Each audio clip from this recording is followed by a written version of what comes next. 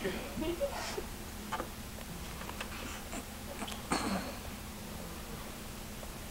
once again, I want to thank you for your time.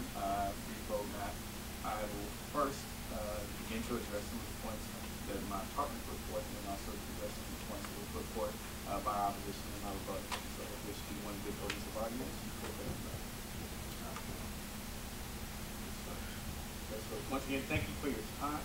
I'll start with a simple question. I think a few of you know the University of Tennessee here. Who is generally reserved the privilege of singing Rocky Top after a big win? Is it not the starting quarterback who may have thrown for 300 yards, 3 touchdowns? Or may it be the starting point guard who had 23 points and 7 assists at UT Florida right here at home? There's a reason that they get that opportunity. There's a reason that that is such a highly privileged opportunity. It's because sports are central to the University of Tennessee experience. It's because they are central to the essence of the school. As my partner stated earlier, this school depends on sports to fund just about anything. Your football program alone generates somewhere in the neighborhood to 50 to possibly a few $100 million a year. Those hundreds of millions of dollars don't go directly towards the football program. In fact, they probably fund some of the traveling expenses for the debate team. They probably fund some of the mock trials of the team. They probably fund some of the German trips that may go on. Those numerous funds are dispersed around the school. And the importance of that is saying that not only are sports central to the experience, but they're central to the functionality of this institution.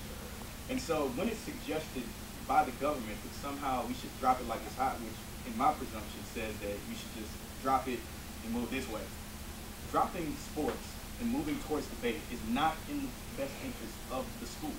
Although the Occupy movement that's been suggested by our opposition sounds great in theory, we can't have it both ways, as my partner so eloquently put it. And that Occupy movement is going to naturally, if it is a movement at least, divert attention away from an integral part of this institution.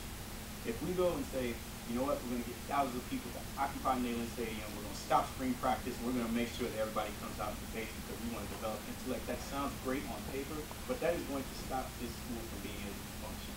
It is the Peyton Mannings of the world who have made the University of Tennessee one of the most well-funded schools in the South. And that being the case, it should be noted that it's going to take another Peyton Manning to keep that going, and that as much as I would love to promote the debate team, we have not been able to develop enough profit margin within this particular activity to justify people diverting themselves from the football team to the debate platform. Now, addressing some of the advantages put forth by the government. First, there will be more student interest in the program.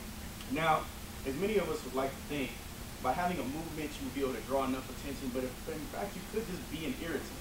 You know, you might just piss off Coach Dooley. But that may be all you can do. That may be it. We're going to occupy Neyland Stadium. He's going to say, why are you holding up my 7-on-7 drill? That will be all. But when are you getting people to come here and have an actual debate? How are you truly going to generate that interest? Furthermore, how are you going to change the college mentality? The culture of this school revolves around football, basketball, sports, college, being able to go out in the yard, say, you know what, I don't know you now, but we have one thing in common, we both wear orange.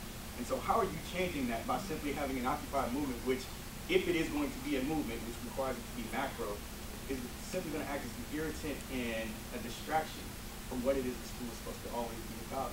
And furthermore, using our intellect wisely, or as much as I would love to think that having more people debate is going to develop intellect, how about we have the debate team use that same intellect to assist in the development of more funds through the sports program to be diverted towards the debate team?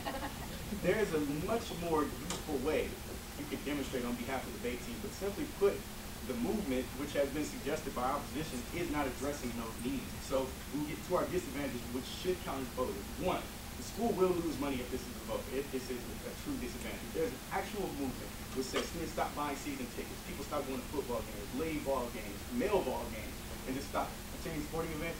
Where are the profits that are going to justify the school? Where are the sports to bring the people together? Where is this Occupy going to bring UT into a higher place, the debate team to a higher place? Those questions have not been answered. Until they're answered, you cannot vote for the government. Thank you.